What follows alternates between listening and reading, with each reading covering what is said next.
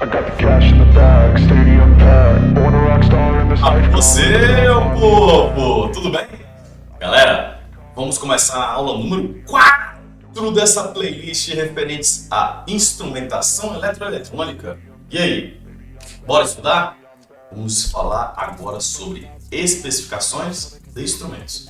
Na aula passada a gente falou de estatística, não foi? Agora vamos falar um pouquinho de especificações para a gente organizar bem toda essa playlist, vai ser muito legal. Bom, eu já vou pedir de sempre, né, pessoal? Aquele pedido básico. Se inscreve no canal, compartilha com seus amigos. Comenta. Dá uma curtida, tá bom? Vamos lá. Vamos para nossa aula. Assim que você escutar a nossa vinheta. É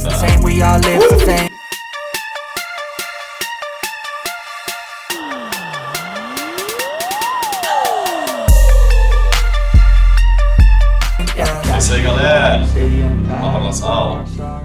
Instrumentação eletroeletrônica é o nome da nossa playlist. Essa é a aula número 4. Eu sou o professor Elmar, mestre em engenharia biomédica. E vamos que vamos. Bom, o tema hoje é esse, né? Então, vamos primeiro falar de especificações de instrumentos. Veja só. O primeiro objetivo dessa aula é aprender como classificar instrumentos de medição. Perfeito. E compreender conceitos importantes referentes aos próprios instrumentos. Afinal, né, depois disso, é possível que seremos capazes de identificar e compreender as características desses caras, esses instrumentos, beleza? Vamos lá.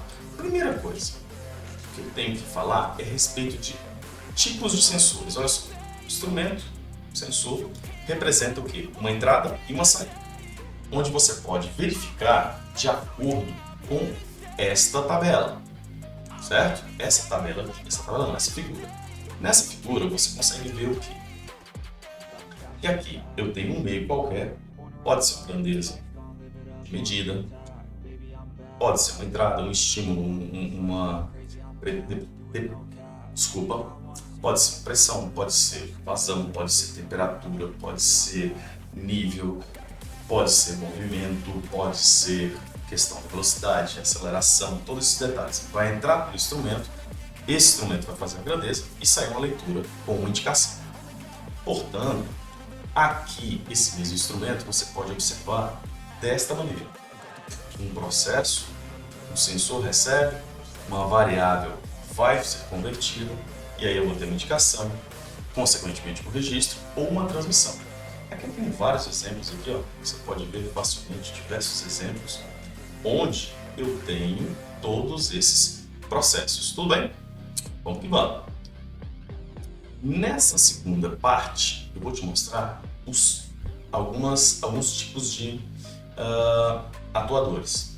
Eu quero que você dê uma olhada nesta figura e verificar o seguinte. Aqui eu tenho o sistema de controle, né, onde eu tenho uma vazão de água e nesta vazão você tem um sensor aqui de nível que ele vai fazer essa avaliação e quando chegar ao nível que eu acho coerente, vai ser fechado por automação essa válvula para chegar a um processo. Tudo bem?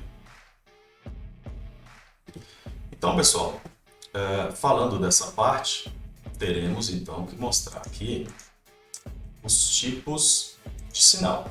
Veja só. O primeiro sinal que eu tenho aqui é discreto, que assume o quê? Dois valores possíveis, ou seja, ligado, desligado, aceso, apagado, ativado, desativado, 0, 1. Pode ser digital, assumindo um conjunto finito, enumerável de valores. E analógico, onde ele assume o quê? Um conjunto não enumerável de valores com uma faixa contínua de valores. É bom exemplificar, né? Vamos simplificar isso aqui? Olha só, exemplificando isso. Você tem aqui, ó, instrumento discreto, dois valores. Digital, enumeráveis de valores. E analógico, faixa contínua. Aqui eu tenho uma válvula. Esta válvula eu posso analisar como instrumento discreto. Por quê? Porque ele tem dois valores. Ou está aberto ou está fechado. Certo? Bacana. Próximo. Eu tenho aqui um velocímetro. Observe que esse velocímetro ele vai ser o quê? Analógico, porque eu tenho diversos valores contínuos, uma parte contínua de valores, né? Onde eu posso ser visto. Aqui o odômetro, já o odômetro, ó, essa parte que eu estou aqui com o mouse, você observa que ele é digital, beleza? Aqui eu tenho dois tipos de paquímetros, este analógico e este digital, simplesmente por seu processo que é feito. Aqui ele é digital, tudo bem? E aqui analógico, discreto, analógico. Vamos lá, para frente, nós temos outros tipos aqui. Eu vou mostrar para vocês duas válvulas, onde essas válvulas são pneumáticas e são analógicas também. Depois eu vou mostrar para você o termopar. Termopar, teremos uma aula só de temperatura, eu vou explicar todos os detalhes para vocês com isso, tá bom? Termopar nada mais é do que dois metais de diferentes capacidades térmicas, onde cada um vai receber uma quantidade de calor, a mesma quantidade de calor, só que um vai ter uma dilatação maior do que a outra, ou seja, simplesmente é isso, e ele é analógico, tudo bem? O próximo camarada que nós temos aqui seria referentes à transmissão do sinal, ou seja, eu posso ter sinal de 3 PSI, 15 PSI, quando a pressão, corrente 4 mA, 20 mA, e tensão de 1 volt a 5 volts. Você conseguiu ver um detalhe importante, que no momento algum apareceu o zero aqui? Sabe por quê? Porque na indústria a gente utiliza uma coisa chamada zero vivo. Zero vivo significa o seguinte: o menor valor de sinal transmitido não é efetivamente zero. Vamos supor o seguinte, que em algum momento tem rompimento desse cabo, não vai passar corrente. Se não passa corrente, então é zero. Então, quem que vai entender todo o comando CLP, por exemplo? Ele vai entender que este foi o cabo rompido. Por isso que toda análise, seja de corrente, pressão ou tensão, ele nunca inicia no zero. Zero vivo significa isso. Interessante saber, né? E aí tem os tipos de sinais. Tipo de sinal pode ser por meio do instrumento passivo ou ativo. O passivo, ele utiliza meio próprio, força humana, força animal, e o ativo necessita da energia externa. Aqui eu tenho um exemplo de um multímetro, que ele é ativo, né, porque ele necessita de uma bateria, e aqui uma régua comum. A régua comum não precisa de nenhuma coisa, a não ser o próprio meio ou a força humana, né, para poder fazer essa análise. Então, por isso, ele é considerado passivo. Outro exemplo é esse aqui, o manômetro. O manômetro, ele nada mais é também, eu posso considerá-lo como instrumento passivo, porque eu só preciso fazer manualmente essa leitura da altura que está em relação às duas colunas e eu consigo verificar a pressão que ocorre nesse processo. Por isso ele é considerado passivo, certo? E agora vamos para a questão da especificação de instrumentos. Primeira coisa que vai ter é relacionada ao resposta, ou seja, o tempo que esse instrumento leva para te responder. Ou seja, sobe na balança, você sobe na balança, sobe. Subindo essa balança, ela sendo analógica ou até mesmo digital, ela leva um certo tempo para te dar o resultado. E é possível ver nesse gráfico aqui, ó, em relação ao tempo de resposta que ele chega, certo? Ou seja, eu tenho aqui um tipo de RDT, eu tenho aqui um fio fino, um fio mais grosso, o tempo de resposta dele é referente à situação de início dele, é o start inicial dele, ok? Segundo ponto é a faixa de medição. Faixa de medição, também conhecido como faixa de trabalho ou o próprio range. Instrumentos mensurados para o erro de medição se mantém dentro de limites especificados, ou seja, o limite é de acordo com o máximo possível que pode chegar. Um exemplo disso é o seguinte: aqui eu tenho uma válvula para analisar a pressão, que é um sensor de pressão, né? esse sensor de pressão ele vai ser atuado de 1 bar a 10 bar. Ou seja, a faixa de trabalho dele é onde ele trabalha, de 1 a 10. De 1 a 10, o intervalo que ocorre. Próximo ponto é a amplitude. O que seria amplitude? Amplitude, o alcance, ou também conhecido como span, é o valor absoluto da diferença entre os valores extremos. Veja que na faixa de medição, lá no exemplo do instrumento de pressão, eu tinha de 1 a 10 bar.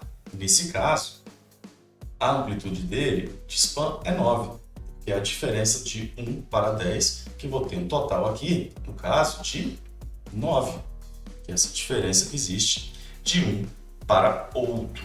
Tudo bem? Ok. Próxima situação é o fundo de escala.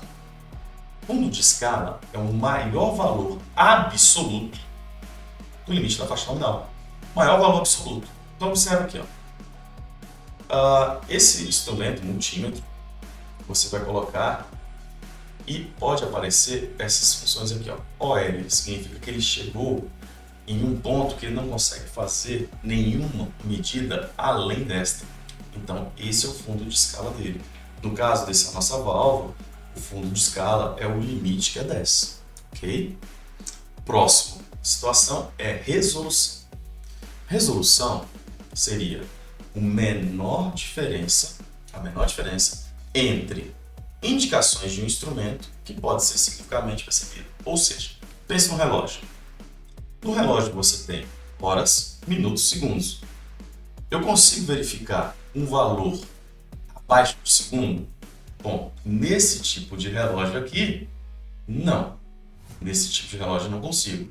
Por quê? Porque o valor máximo dele, o valor de resolução dele, no caso, é 1 segundo. Tudo bem? O próximo. Sexto, sensibilidade. Então eu quero que você observe essa situação. Aqui eu tenho duas molas, né? Vai ser sensibilidade, é a variação de saída de um instrumento, a indicação, e a entrada do instrumento, o estímulo. Eu tenho duas balanças distintas com a mesma carga, certo? Veja só, esta primeira aqui, ele tem 1K, ou seja, a constante da elasticidade dela está me dando 20 milímetros por quilo, enquanto que a segunda 22 milímetros por quilo. Então, cada uma delas eu tenho uma sensibilidade diferente. Aqui é uma outra situação bem distinta, onde eu tenho duas molas em série e em paralelo.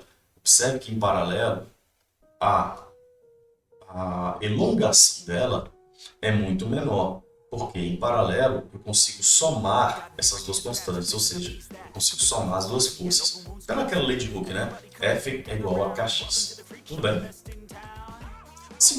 A sétima situação, número 7, é referente à zona morta.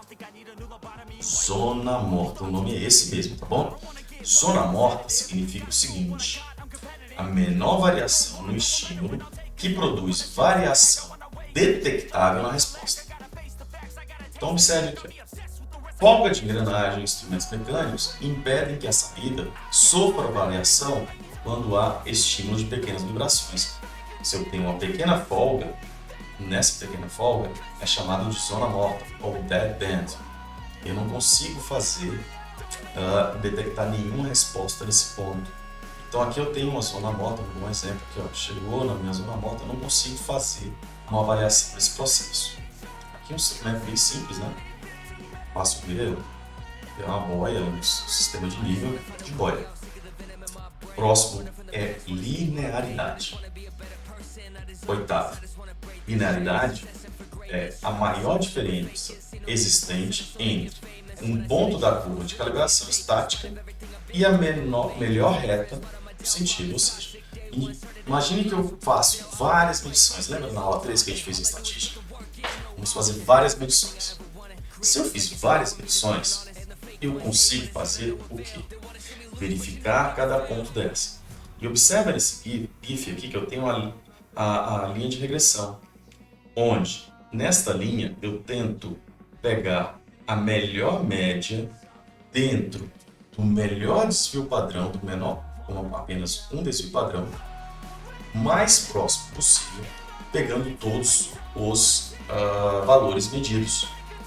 Por exemplo, ó, aqui eu tenho uma curva linear e uma curva atual. Essa curva azul é o que ocorre de fato.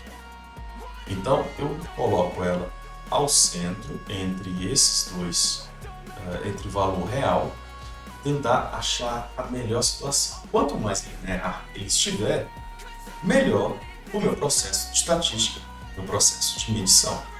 Tudo bem? Quanto mais linear, melhor é o instrumento. Menos erro. Né? E por último, é a histerese. Histerese é a maior diferença entre as curvas estatísticas obtida quando é misturado e variado com valores crescentes. Opa, desculpa que está errado aqui, é crescentes, tá? Em relação ao caso em que é variado os valores decrescentes. Ou seja, para avaliar a histerese, precisamos realizar procedimentos de calibração estática. Primeiro aumentando os valores mensurados do mínimo até o máximo e depois diminuindo do máximo até o mínimo. Então, vou ter aquela famosa curva de histerese, onde isso ocorre muito em motores, em transformadores, ou seja, quando eu utilizo algum material magnético, ferromagnético, eu tenho a histerese, onde eu tenho 2 pontos de saturação. Quanto maior esse campo, eu chego até o ponto de saturação, de acordo com a tensão alternada que se chega a esse transformador. Então, quando eu tenho esse ponto aqui, ó, refere-se ao ponto B, e esse aqui a esse ponto E. O ponto A é essa minha amplitude de saturação, onde esse ponto D é minha amplitude também de saturação, só que negativa. Nessa situação, eu vou ter esse movimento, tá? De aumento do mínimo até o máximo e do máximo até o mínimo. E conseguimos rapidamente, foi rápido, hein? Foi bem ligeiro, mostrar, conseguimos mostrar todas as especificações de instrumentos e eu te aguardo, te espero para a nossa aula número 5, tá? Número 5. Vamos curtir, me apoia aí, só preciso somente da sua curtida e também da sua participação. Comenta, assiste todo o vídeo, eu tenho certeza que você vai gostar bastante, tá bom? Um grande abraço, fique com Deus, tchau!